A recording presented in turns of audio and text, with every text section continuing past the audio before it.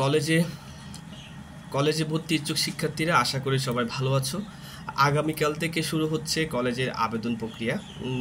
ইতোমধ্যে অনেকে জানতে চেয়েছো, কল দিয়ে মেসেজ দিয়ে নানানভাবে জানতে চেয়েছো আসলে ভর্তি কলেজ নির্বাচনের ক্ষেত্রে কোথায় প্রায়োরিটি দেওয়া উচিত। তো তারই প্রেক্ষিতে কথাবার্তা বলা, সেটা হচ্ছে প্রথমত যারা মানিকছড়ি থেকে, আমার উপজেলা থেকে যারা অ্যাপ্লাস পেয়েছো, তোমাদের টার্গেট হওয়া উচিত চট্টগ্রামে ভর্তি হওয়া। চট্টগ্রাম কলেজগুলো যেহেতু সরকারি কলেজগুলো আবেদন করার জন্য অ্যাপ্লাস লাগে, সেহেতু ওইটা ট্রাই করা।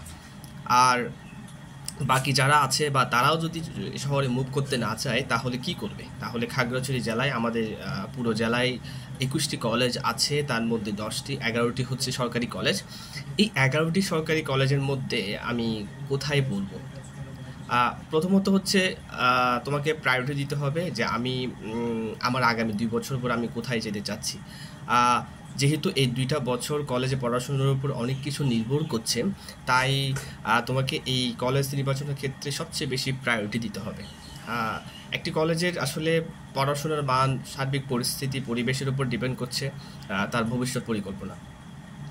যেমন তাই আপনাদেরকে বাছাই করতে হবে আসলে আমি কোথায় পড়াশুনো করব। প্রথমত খাগড়াছড়ি সদরে যদি পড়াশোনা করতে চাও, খাগড়াছড়ি সরকারি কলেজ, খাগড়াছড়ি মহিলা কলেজ, এই 2টি কলেজে থাকার ব্যবস্থা এবং পড়াশোনার মান, এবং ওই দুই কলেজ থেকে হচ্ছে বিশ্ববিদ্যালয়ে চান্সপ্রাপ্ত শিক্ষার্থী কলেজের অ্যাপ্লাস সংখ্যা সবচেয়ে বেশি জেলার মধ্যে। এবং ক্যান্টনমেন্টও আছেন, যারা টাকা পয়সা একটু খরচ করতে পারবে তারা ক্যান্টনমেন্টে পড়াশোনা করতে পারবে।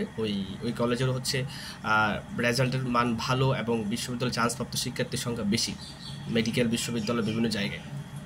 এর পরবর্তীতে হচ্ছে যদি খাগড়াছড়ি সদরে এই 3টা কলেজ, এবং এর পরবর্তীতে ধাপে ধাপে মাটিরাঙ্গা, রামগড়, মহালছড়ি, লক্ষ্মীছড়ি, মানিকছড়ি, এই কলেজগুলো তো আছেই। তো সেহেতু প্রথম প্রায়োরিটি হওয়া উচিত সদরে পড়াশোনা করা।